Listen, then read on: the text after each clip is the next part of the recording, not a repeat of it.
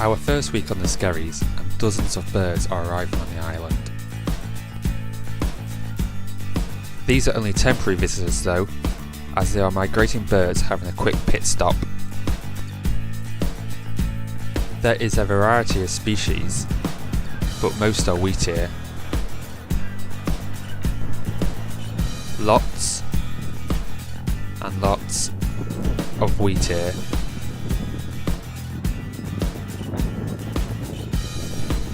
In addition, there are plenty of breeding birds, such as the rock pipits,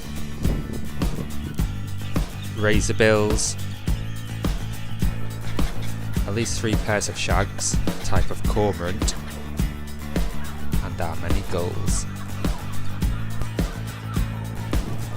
There still is no sign of the terns, the stars of our show, but that doesn't mean there isn't plenty of work to do before they arrive.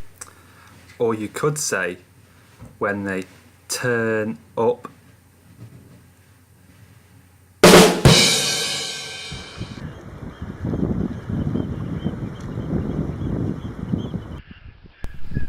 Anyway, there are hundreds of boxes that must be put out. These act as a shelter for the chicks and as an attractive nesting site for the roseate terns.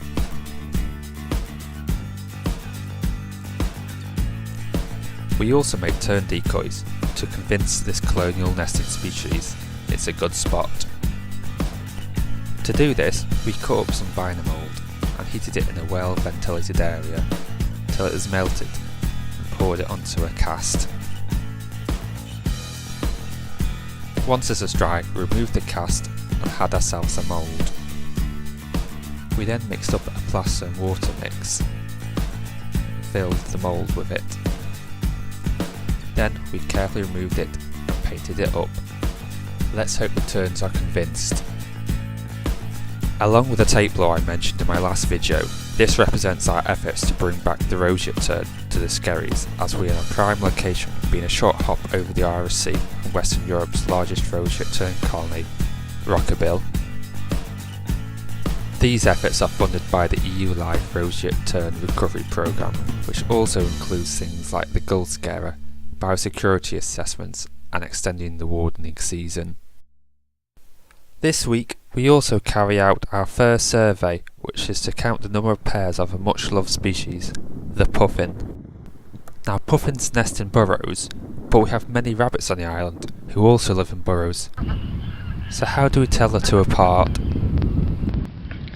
I would say a burrow such as this would be a rabbit. Firstly, because there's a nice clear run with plenty of dirt coming out of it. Secondly, there's plenty of rabbit droppings. And thirdly, if I reach down, there's a clear lack of a bend in the burrow. As there's a lot of burrows on this island, there's a good chance I could recount one of these. So to prevent this, I'll put a small bit of pasture by the entrance of each one. So this burrow, I'd say, is much more likely to be a puffin. There's a less clearly defined run, no rabbit droppings, even a few bird droppings on the outside. And when I reach in, there is a bend in it.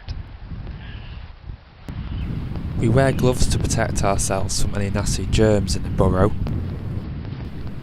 So between me and the other warden, 2 by 2, hands up blue, we count all the burrows in the island. And there are a lot of burrows. An awful lot of burrows. In fact, nearly 1,500. Well, thank you again for watching. Don't forget to like and subscribe. Hopefully for my next vlog, the terns will be here. In fact, do you hear that?